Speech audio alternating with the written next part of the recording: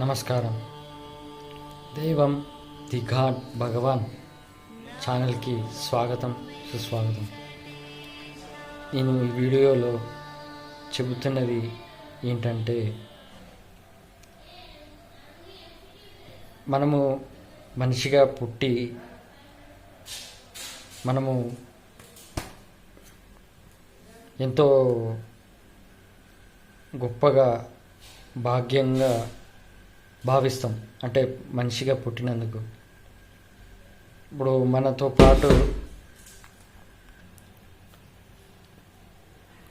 పాటు మూగజీవాలు మనతో పాటు ఉంటాయి. మనము రోడ్డు మీద చూస్తుంటాము. కుక్కలైనా, పందులైనా, పిల్లులైనా, ఆవులైనా, ఎద్దులైనా, ఇవన్నీ మనతో పాటు అవి కూడా కలిసి జీవిస్తుంటాయి. కానీ మనుషులము మనకు వాటికి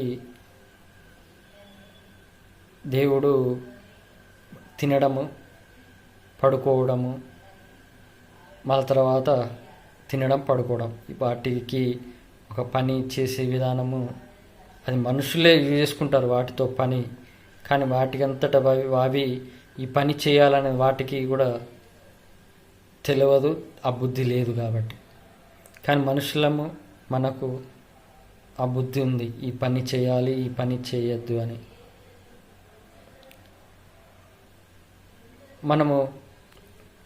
మనము భావిస్తాము ఏమని, మనిషిగా పుట్టాను,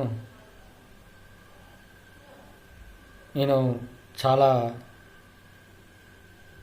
దైవం అనుగ్రహంతోనే మనిషిగా పుట్టాను అని అనుకుంటాము.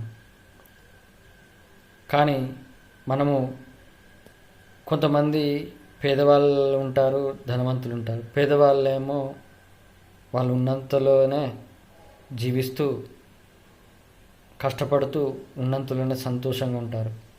అదే ధనవంతుడైతే నాకు ఇంత ఉంది, నాకు ఇది ఉంది అనే గర్వంతో విర్రవీగుతూ జీవిస్తాడు. కానీ దేవుని దృష్టిలో నువ్వెవరు అనేది ఒక్కసారి ఆలోచించాలి. ఎందుకంటే దేవుని దృష్టిలో ఆ మూగజీవాలు ఎలాగో నువ్వు కూడా మనిషిగా ఒక జీవి అని, అది ఆ దేవునికి లో ఉన్న జీవి అని తప్ప ఇంకా ఏమీ లేదు. అంటే నేను చెప్పేది ఏంటంటే, దేవుడు మనల్ని చూస్తాడు, మనల్ని కాపాడుతాడు అని మనము చాలా పూజలు చేస్తాము, అన్ని గుడిలోకి వెళ్తాము, అన్ని పెద్ద పెద్ద దైవ కార్యాలు కూడా చేస్తాము. కానీ అక్కడ వరకు చేసి మళ్ళీ తర్వాత ఆ పని అయిపోయినాక మళ్ళీ చేసేది చెడు ఆలోచనలు, చెడు గుణాలు, వాటి వల్ల మనము పాపాల్లో పడిపోతాము. అక్కడ మనము ఆలోచించాల్సింది ఏంటంటే, దేవుడు మనల్ని పుట్టించాడు, మనము దేవుని అనుగ్రహంతోనే బతుకుతున్నాము అని అనుకుంటాము. కానీ దైవం దృష్టిలో నువ్వు ఒక జీవి అని అది మనకు తెలియదు. మనుషులకు అవి తినడం, పడుకోవడం, కానీ వేరే పని చేయవు. కానీ మనం తింటాము, పడుకుంటాము, పని చేస్తాము, మళ్ళీ తర్వాత మన తెలివి తగ్గట్టు జీవిస్తాము. కానీ ఇప్పుడు కలియుగంలో జరుగుతుంది ఏంటంటే, కష్టపడతాడు, డబ్బు సంపాదిస్తాడు, ఆస్తులు సంపాదిస్తాడు, తర్వాత పిల్లల కోసము, వాళ్ళ లైఫ్ సెటిల్ కోసము కష్టపడతాడు. కానీ ఒక్కటి ఆలోచించట్లేదు, ఇంత కష్టపడ్డాక తర్వాత చివరికి ముసలితనంలో మనం సాధించింది ఏంటి అనేది అది ఆలోచన రావాలి. సాధించేది ఏంటి అనేది కూడా ఆలోచన రావాలి. నాకే వచ్చింది ఒకసారి, ఈ జీవితం అంటే ఇదేనా, తినడము, పడుకోవడము, సంపాదించడము, కష్టపడము, తర్వాత మళ్ళా రోజు రొటీన్గా ఇదేనా అని అనిపించింది. ఆ తర్వాత కొన్ని సంవత్సరాల తర్వాత నేను నా పిల్లల కోసం కష్టపడుతున్నా, నా పిల్లల కోసము సంపాదిస్తున్నా. కానీ రేపు వాళ్ళు సెటిల్ చేశాక, ఆ తర్వాత నేను ముసలివాడిని అయినాక, అప్పుడు ఆ ముసలివాడి తర్వాత ముసలితనంలో అప్పుడు నేను ఇంకేమీ చేయగలను? అప్పుడు అసలు సాధించేది ఏంటి? ఇంకా ఈ ముసలితనంలో తర్వాత ఏమి చేస్తాము? కష్టపడలేము. తర్వాత ఏమి సంపాదించాలన్నా మనకు బాడీ, శరీరం సహకరించదు.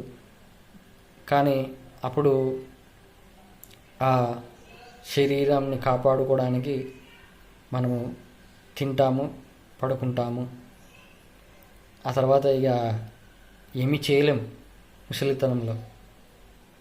అప్పుడు ఆలోచన వస్తుంది, నేను పుట్టింది కష్టపడడం, పిల్లల్ని సెటిల్ చేయడము, తర్వాత ముసలితనంలో ఇలా రెస్ట్ తీసుకోవడం అనే ఆలోచన ఉన్నవాళ్ళే. కానీ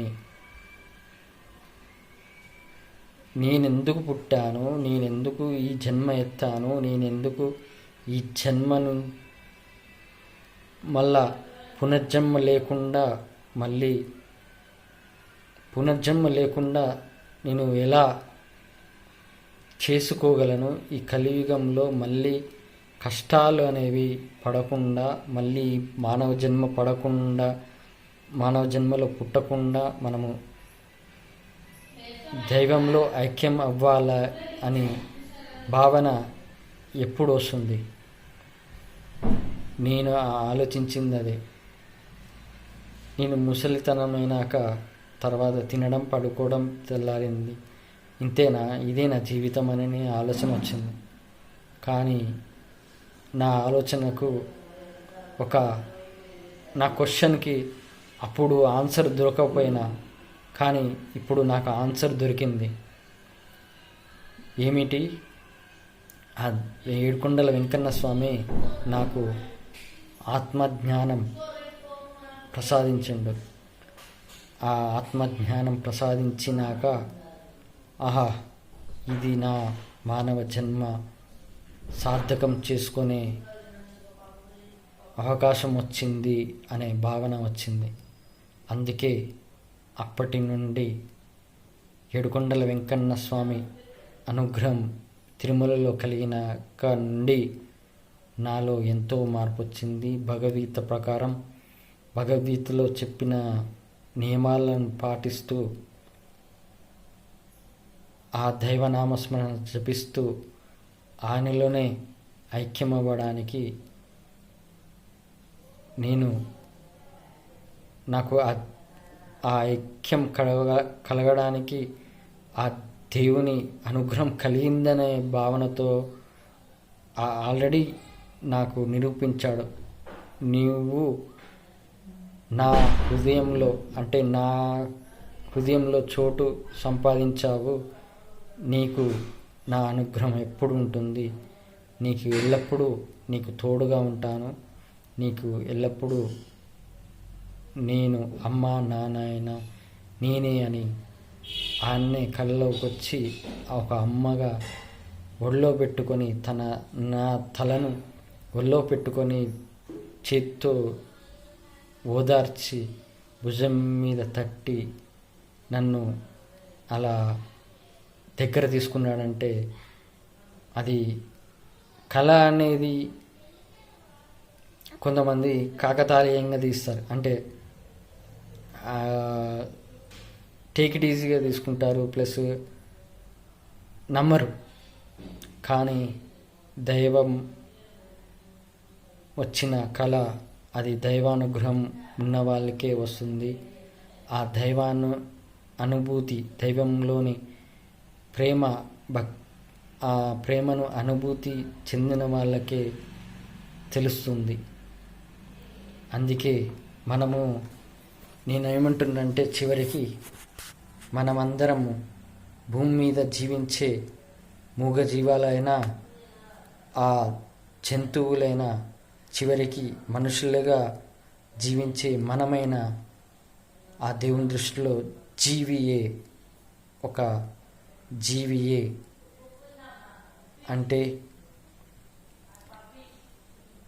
భూమి మీద ఒక ప్రాణి అని, నువ్వు కూడా ఆ ప్రాణిలో నువ్వు ఒక ప్రాణివి అని, అది ఆ దేవుడి దృష్టిలో అది. కానీ నువ్వెప్పుడైతే ఆ దైవంలోని ఆత్మజ్ఞానం, మనలోని ఆత్మజ్ఞానం తెలుసుకున్నాక ఆ దైవానుగ్రహం పొందుతావో, అప్పుడు నువ్వు అసలైన మనిషిగా, అప్పుడు దైవంలో ఒక చోటు సంపాదించిన వాడివిగా ఉంటావు. ఆ దైవానుగ్రహంతో మళ్ళా పునర్జన్మ లేకుండా జీవిస్తాము. ఇది తెలుసుకున్నప్పుడే మనము ఆ పుట్టిన ఈ మానవ జన్మకు సార్థకమవుతుంది. ఇది తెలుసుకున్న వాళ్ళే మళ్ళీ కలియుగంలో మళ్ళీ జన్మ లేకుండా, పునర్జన్మ లేకుండా, ఎలాంటి కష్టాలు పడకుండా, ఎలాంటి ఘోరాలలో పడకుండా మనము నిశ్చితంగా, సంతోషంగా, చివరికి కన్ను మూసేటప్పుడైనా ఆ దైవనామస్మరణ చేసుకుంటూ సంతోషంగా ఆయనలో కలుస్తాము. నేను ఒకటే చెబుతాను, ఒక్కసారి మానవ జన్మ ఇచ్చాడంటే మళ్ళీ పునర్జన్మ లేకుండా చేసుకోవాలి. ఇక మళ్ళీ మూగజీవాల్లో పుట్టి మరణించి మళ్ళా మానవ జన్మగా పుట్టి మళ్ళీ ఈ కష్టాలు, ఈ కలిఘోరాలలో పడి నలిగిపోతూ, మళ్ళీ పాపాలు చేస్తూ, మళ్ళీ ఇలా జనన మరణ చక్రంలో తిరుగుతూ ఉండడం, అది ఎన్ని లక్షల జన్మలైనా, ఎన్ని వేల జన్మలైనా అది దానికి ముగింపు ఉండదు. కానీ ఎప్పుడైతే భగవద్గీత యొక్క అర్థాన్ని తెలుసుకొని నియమాలు పాటిస్తూ నువ్వు దైవనామస్మరణతో దైవంపై నమ్మకం, విశ్వాసంతో ఉంటావో, అప్పుడు నీ యొక్క మానవ జన్మ పుట్టినందుకు సార్థకం. మళ్ళీ ఈ ముందు జరగబోయే కలిఘోరాలలో మనం పడకుండా ఉండాలంటే ఈ జన్మలోనే మనము ఆ దైవంలో కలవాలి. పునర్జన్మ లేకుండా జీవించాలి. పునర్జన్మ లేకుండా ఆయనలో కలవాలి. అందుకే ఈ జన్మకైనా మారుదాము, ఈ జన్మలోనే తెలుసుకుందాము. ఓం నమో వెంకటేశాయ నమః. ఇంకో విషయం ఏంటంటే, కొంతమందికి ఈ జన్మలేంటి, మళ్ళీ పుట్టడం ఏంటి, మరణించడం ఏంటి, ఈ మానవ జన్మకు మనం ఇప్పుడు మళ్ళీ చనిపోయినాక మళ్ళీ గుర్తుండదు కదా, మనము తర్వాత వచ్చే జన్మలు కూడా మనం ఎట్లా పుట్టుతామో కూడా తెలియదు కదా అనే ఫీలింగ్ తోటి ఎగతాళిగా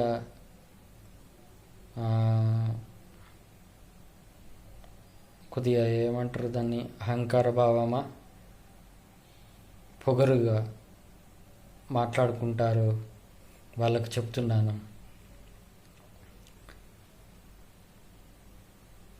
ఈ జన్మలైనా ఈ నెక్స్ట్ జన్మలైనా నీకు గుర్తుండకపోవచ్చు, కానీ పూర్వజన్మ వాసనల వల్ల, అంటే మనం గత జన్మలో చేసిన పాపాల వల్ల నువ్వు వచ్చే జన్మలో అతి క్రూరంగా, అతి ఘోరంగా ఈ కలియుగంలో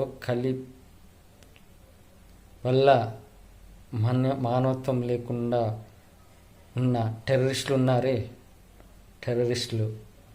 ఆ టెర్రరిస్టులు ఎలా ఉంటారు?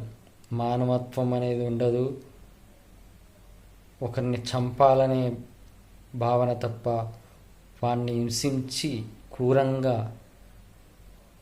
నానా కష్టాలు పెట్టి చంపాలనే భావనతోటే ఉంటారే, అలా ముందు కలియుగంలో అలాంటి మనుషుల మధ్య జన్మించి కష్టాలు అనుభవిస్తూ పుడతారు. మరి ఈ జన్మలో ఇలాంటివి పడకపోయినా వచ్చే జన్మలో అలాంటివి రాకుండా ఉండాలంటే అసలు ఆ జన్మనే వద్దు, ఈ జన్మతోనే మళ్ళా పునర్జన్మ లేకుండా చేసుకోవాలంటే నేను చెప్పినట్టు వినండి. దేవుడు కలియుగంలో ఏడుకొండల వెంకన్న స్వామి ఆ కొండపై వెలిసిన కారణం కూడా కలియుగంలో పుట్టిన మనుషుల కోసం, వాళ్ళు భరించే బాధలను చూడలేక వాళ్ళ కోసం వాళ్ళను కాపాడటానికే ఏడుకొండల వెంకన్న స్వామి ఆ ఏడుకొండల పైన వెలిశాడు. మరి అర్థం చేసుకొని మనము మారుతామా, లేక పొగరుగా అహంకారంగా ఉంటామా? మళ్ళీ పుడుతూ సస్తూ ఆ కలిఘోరాల్లో భరిస్తూ, ఇప్పటికే తెలుస్తుంది ఎంతోమంది ఎంత ఘోరమైన చావులు చస్తున్నారు. మరి మనకు ఇంత మంచి జన్మనిచ్చిన ఆ దేవుని కోసం మనము మారదామా లేదా? అది మీరే ఆలోచించుకోవాలి. అందుకే ఎవరైతే ఎగతాళి చేస్తారో ఈ జన్మలేంటి, మళ్ళా జన్మలు అవి గుర్తుంటాయా అని భావనతో ఉంటారే, వాళ్లకు చెబుతున్నాను. అందుకే మారండి, భగవద్గీత గురించి తెలుసుకోండి, భగవద్గీతలోని నియమాలను ఆచరించండి. మనము కూడా మానవ జన్మను సార్థకం చేసుకోవడానికి, నీ ఇష్టదైవంలో ఐక్యమవ్వడానికి నీ వంతు నువ్వు కష్టపడాలి. దైవ అనుగ్రహం పొందాలన్నా కూడా కష్టపడాలి. అందుకే ఎంత కష్టపడితే అంత అనుగ్రహం, దైవానుగ్రహం ఉంటుంది. అది దైవానుగ్రహం పొందిన వారికే తెలుస్తుంది ఆ అనుభూతి. ఆ దైవానుగ్రహం పొందిన వాళ్ళకు చెప్పిన వాళ్ళు ఎవరైనా, నేనైనా ఇంకెవరైనా, పెద్ద వాళ్ళు చెప్పిన మాటలు అర్థం చేసుకొని మారితే మంచిది. లేకపోతే మున్ముందు ఘోరాలలో, మున్ముందు కలియుగంలో మళ్ళీ పుట్టి అనుభవించకుండా ఉండాలంటే మనం మారాలి. ఇది తెలుసుకుంటారని మళ్ళీ చెప్తున్నాను. ఓం నమో వెంకటేశాయ నమః. ఈ వీడియో కనుక మీకు నచ్చినట్లయితే లైక్ చేయండి. ఎందుకంటే ఇలాంటి వీడియోలు మరింతమంది చూడాలి. అందుకే లైక్ చేయండి.